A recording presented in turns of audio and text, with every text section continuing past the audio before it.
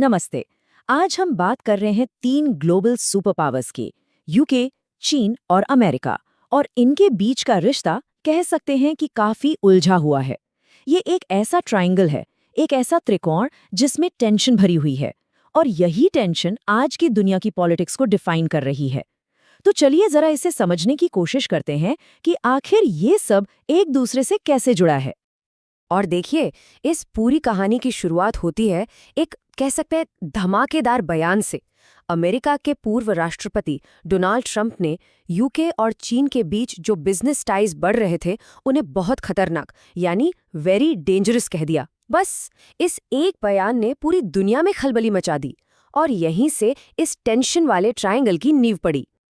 तो सवाल ये उठता है कि यूके और चीन के रिश्तों में ये जो हाल में बदलाव आए हैं, इनकी वजह क्या है? इसका एक बहुत बड़ा कारण है अमेरिका का दबाव। पिछले कुछ सालों में वॉशिंगटन का असर ब्रिटेन की चाइना पॉलिसी पर साफ साफ दिखने लगा है।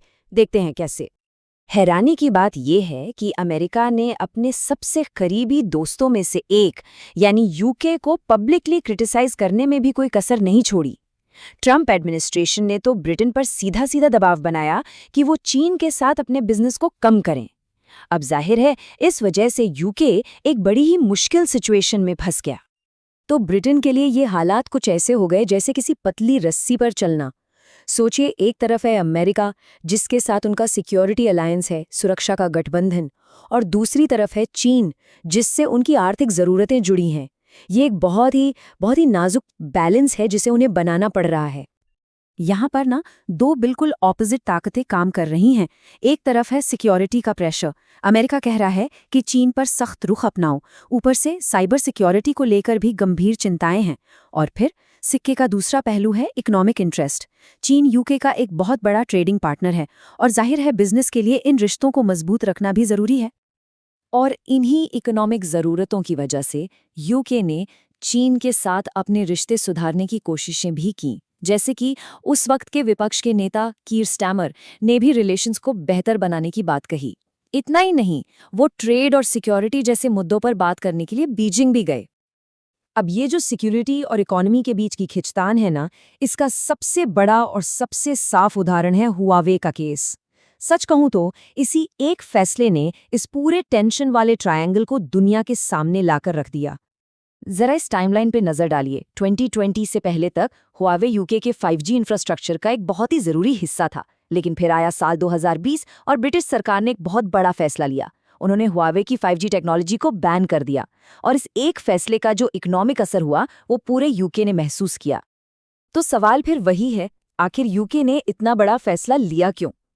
चलिए इसे स्टेप बाय स्टेप समझते हैं। पहला स्टेप था साइबर सिक्योरिटी की बड़ी चिंताएं। दूसरा, अमेरिका जैसे बड़े सहयोगियों का जबरदस्त दबाव।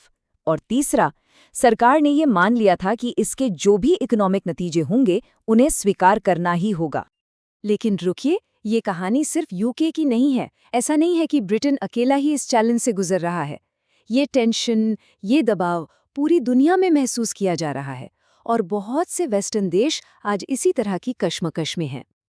असल में ट्रंप की जो अनप्रिडिक्टेबल फॉरेन पॉलिसी थी उसने दुनिया भर के देशों को मजबूर कर दिया कि वो चीन के साथ अपने रिश्तों को फिर से सोचें, उन्हें री-इवैल्यूएट करें। कह सकते हैं कि हम एक ग्लोबल री-अलाइनमेंट के दौर से गुजर रहे हैं, जहां पुरानी दोस्ती और समीकरण बदल रहे हैं। और इसके उदाहरण भी हैं, जैसे कनाडा के जस्टिन ट्रूडो या जर्मनी के ओलाफ स्कोल्स। ये लीडर्स भी चीन के साथ अपने देश के रिश्तों को लेकर कुछ इसी तरह के टेंशन से जूझ रहे हैं। इससे पता चलता है कि ये कोई एक देश का नहीं बल्कि एक ग्लोबल मुद्दा बन चुका है। और ये सब कुछ हमें एक बहुत ही बुनियादी सवाल पर लाकर खड़ा कर देता है कि जब सुपर पावर्स आपस में टकराती हैं तो बाकी देश क्या करें?